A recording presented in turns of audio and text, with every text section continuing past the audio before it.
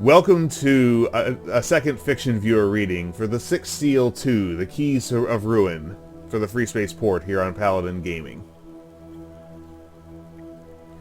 Terran monarchies of old are amusing. They came from a green world beyond the stars, a world the destroyers have sealed from them. I studied this place since our first encounter with the Terrans among the Voids.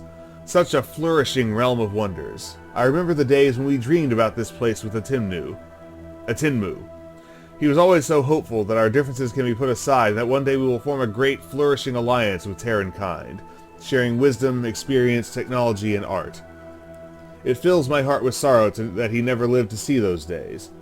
Now we forged that alliance, and the nascent Emperor is more hopeful and enthusiastic for this than Atimnu and I ever imagined. We're not so different, yet Terran kind abandoned their monarchic traditions hundreds of cycles ago in favor of governments elected by the common folk. A fascinating idea that was debated among our kind many times before the Great Convergence. Terran dynasties rose and fell, eroded by the sands of time. Our people have had but one dynasty since the day we all united for the first time. We are united under the sacred emblem of the Khonsu dynasty, and we know no other rulers. The most prominent minds born by Vasuda result from countless generations pledging their life essence to the Khonsu family to provide our rulers with the most excellent qualities of Vasudan kind. Even my ancestors contributed to this generational task with their gift of insight. We all made the Khonsu dynasty, and in return they lead our civilization across the dark and turbulent times, through the voids and the unknown into prominence. Khonsu means the highest caretaker, but it also has a meaning in Terran languages. For them, Khonsu was a divine figure of healing, worshipped by the Egyptian civilization of old. This convergence of meanings is a clear sign from the stars, maybe universal for all races in the cosmos, except the Destroyers. Yet Terrans made a mistake. The right of the firstborn, or primogenitor as they called it. This practice was abandoned by Selket the Wise over 3,000 cycles ago. Terran civilizations of old suffered from betrayal, greed, and ambition, while the Khonsu family thrived thanks to the law of inheritance. The greatest minds of our people converged to debate about the succession, and to present to the Emperor our findings. The time has come for His Majesty to make a choice. And this time has come for me too, for the Keeper was always essential to this law. Knowledge of my predecessors contributed to the selection of the most prominent of our emperors. My knowledge granted Khonsu the first with ascension, and my knowledge will grant the ascension to his successor long after my body returns to the sands. So is the duty of the Keeper. When the Destroyers came, the eyes of our kind looked upon the oldest son of Khonsu I, bearing the name of Mihos IV, the Valiant. A spirit honorable, respectful, yet belligerent and brave. A warrior of forethought, pledging regard to the virtues of his enemies. Against the will of his grandfather, he was granted the privilege of battling the Terrans during the war between our kinds, and he found them to be warriors of wisdom. Hundreds of battles he endured, and he bears countless scars, yet his spirit remains unyielding and thirsting for glory and triumph. He's so young for a Vasudan, yet he claimed the honor to bear the title of Admiral and commanded our best warriors from the Bridge of the Hope, one of our most glorious and distinguished warships. I know his heart filled with joy when he learned he needed to battle the Terrans no longer, and his heart always demanded battles with an enemy darker, eldritch, and malevolent. The monsters he desires to slay are the Destroyers, and among the battles with the Destroyers he found his place. I know that in those battles his heart was filled with passion and his mind with serenity. Forethought battles within him with fervor, like two Osor-Heks competing for a wounded Shishak. One will prevail, I cannot tell. Which one will prevail, I cannot tell. He is the Emperor for the times of war. Yet those times are already perished as we vanquish the Destroyers. The turmoil will persist, but the times to come are the times of renewal. So my eyes look upon the youngest of Khonsu II's children, Ishana the Ninth, the Benevolent. Her mother, the Empress, is a figure of compassion, beauty, and providence, but her daughter is like a lone flower in the desert. She shines like the golden star of Vasuda with a warmth that I can hardly describe with words. My thoughts straighten in her presence, and my heart is filled with calming glare. It was always peculiar among Terrans to not see the differences between our males and females, even when they gaze upon such majestic beauty as that of the princess.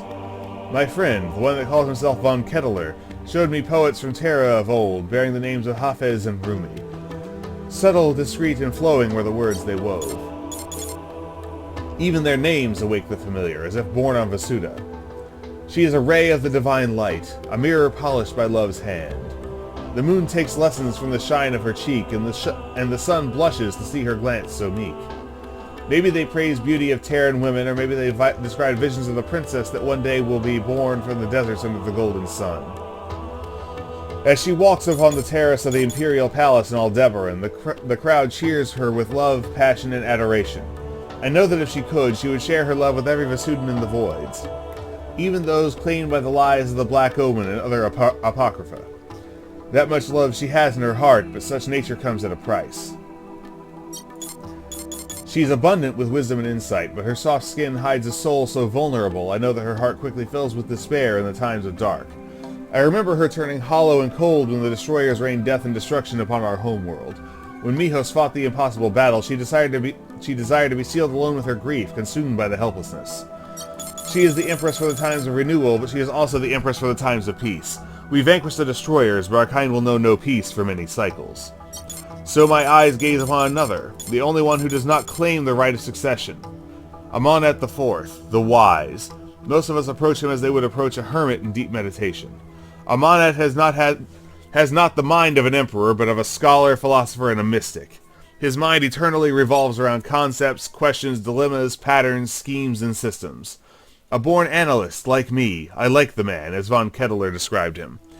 Many see him as unfit to sit the throne, so absorbed he is by desire of understanding, but for the same virtue he was always my favorite, a secret I keep hidden even from his majesty.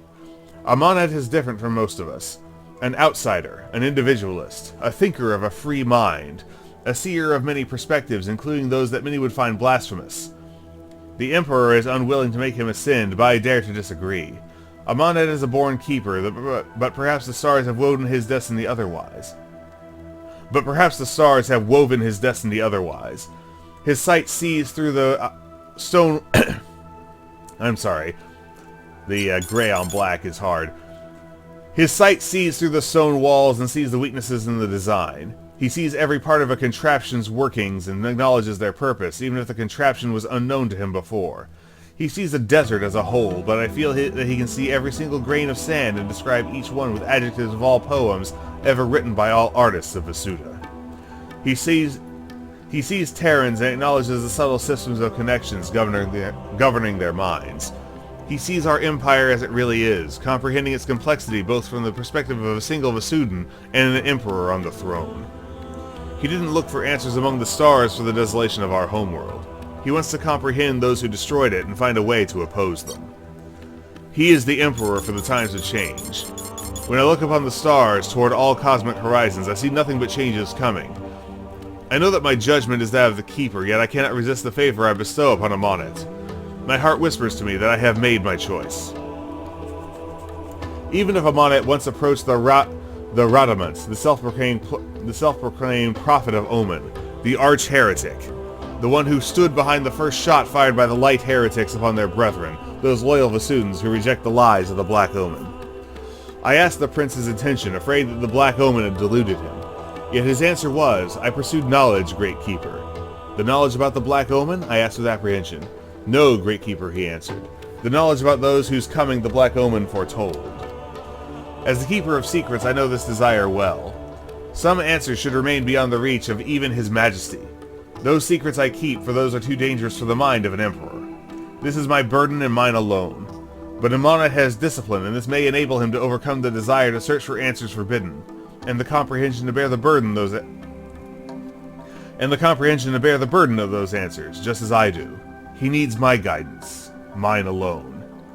Then he may become the greatest, the wisest, and most prominent of all emperors of Vasuda. Entry number 96, Personal Diary of Osor-Hek, 132nd Keeper of Secrets. So, palace intrigue beyond the ken of a mere pilot. But we are a pilot of the imperial household. So we shall see. This has been the second journal entry, the second fiction viewer reading of The Sixth Seal 2, The Keys to Ruin, here on Paladin Gaming. And this is Paladin Gaming signing off.